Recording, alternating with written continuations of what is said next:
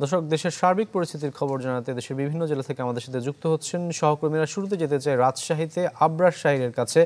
আবরার, কেমন দেখছেন যান চলাচল এবং আইন শৃঙ্খলা পরিস্থিতি, সে বিষয়টি জানাবেন।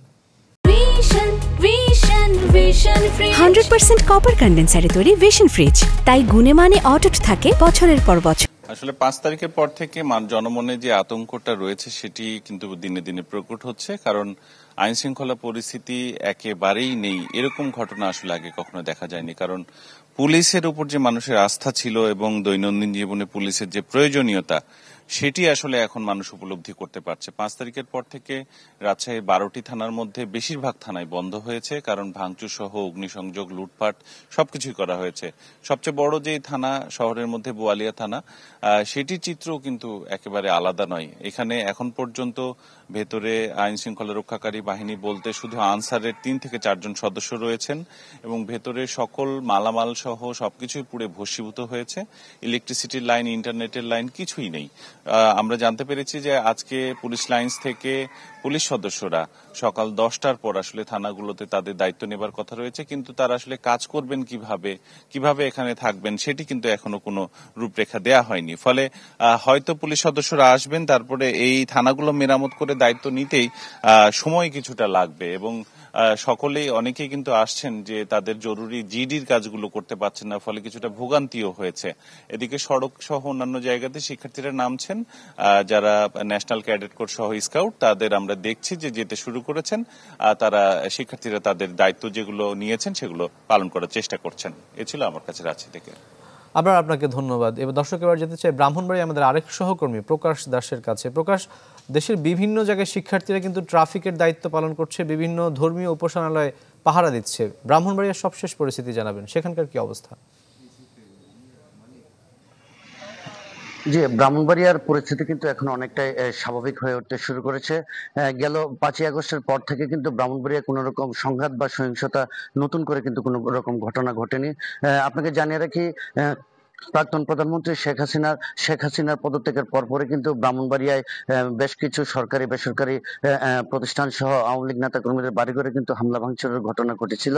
এরপর থেকে কিন্তু আর কোন রকম হামলা বা ভাঙচুরের খবর কিন্তু আমরা পাইনি। তো যেহেতু এখন ব্রাহ্মণবাড়িয়া জেলার 9টি থানাতেই পুলিশ কোনো দায়িত্ব পালন করছেন না, সেই কারণে কিন্তু জেলার নিরাপত্তা ব্যবস্থায় কিন্তু সাধারণ মানুষরাই কিন্তু দায়িত্ব পালন করছেন। তো বিশেষ করে আপনি যেটি জানতে চেয়েছেন যে ট্রাফিক ব্যবস্থার কথা, আমরা দেখেছি যে ব্রাহ্মণবাড়িয়া শহরের যে গুরুত্বপূর্ণ পয়েন্টগুলো রয়েছে, শহরের টিএ রোড, কান্দিপাড়া, কমার্শিয়াল মোড় সহ বিভিন্ন পয়েন্টে কিন্তু সাধারণ শিক্ষার্থীরা নিজেরাই কিন্তু সহোদ্যোগী হয়ে তারা ট্রাফিকের যে শৃঙ্খলা সেটা রক্ষা কিন্তু দায়িত্ব পালন করছেন। তাদের সাথে কিন্তু সাধারণ শিক্ষার্থীর সাথে কিন্তু মাদ্রাসার ছাত্র এবং রেড ক্রিসেন্টের যারা রয়েছেন তারাও কিন্তু যোগ দিয়েছেন।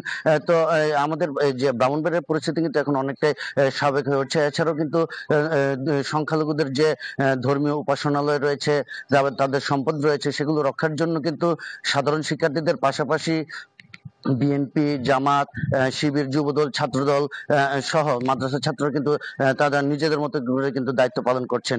এছাড়াও কিন্তু আপনাকে একটা বিষয় জানিয়ে রাখি, যেহেতু জেলার 9টি উপজেলাতে এখন পুলিশ কোন রকম দায়িত্ব পালন করছেন না, সে কারণে কিন্তু তাদের জনগণ কিন্তু নিজের নিরাপত্তা নিয়ে অনেকটাই শঙ্কিত রয়েছে। সেই কারণে কিন্তু তারা নিজেরাই কিন্তু একটু বাড়তি সচেতনতা গ্রহণ করছেন। তো এছাড়াও কিন্তু সেনাবাহিনী কিন্তু তাদের প্রতিনিধি যে টহল সেটি করছেন। সাধারণ মানুষ প্রত্যাশা করছেন যে দ্রুতই তাদের এই পরিবেশ স্বাভাবিক হয়ে আসবে। তো এই ছিল আমার কাছে সর্বশেষ খবর। প্রকাশ, আপনাকে ধন্যবাদ। দর্শক, এবার শরীয়তপুর থেকে যুক্ত হচ্ছেন সহকর্মী নুরুল আমিন রবিন। রবিন, জেলার সার্বিক নিরাপত্তা পরিস্থিতি জানাবেন। রাকিব, সার্বিক নিরাপত্তা ব্যবস্থার কথা যদি বলি, গত রাতেও কিন্তু শরীয়তপুরের সহিংসতার ঘটনা ঘটেছে। শরীয়তপুরের সখীপুর থানার চরকুমারিয়া ইউনিয়নে গতকাল দুর্বৃত্তদের হামলার ঘটনা ঘটেছে এবং সেখানে ইউনিয়ন স্বেচ্ছাসেবক লীগের নেতা ফারুক মোল্লা নিহত হয়েছেন। এছাড়াও সেই ঘটনায় কিন্তু বেশ কয়েকজন আহত হয়েছেন। অগ্নিসংযোগ করা হয়েছে অন্তত 8 থেকে 10টি বসত বাড়িতে। তো এছাড়া অন্য কোথাও কিন্তু আমরা কোনো সহিংসতার খবর পাইনি।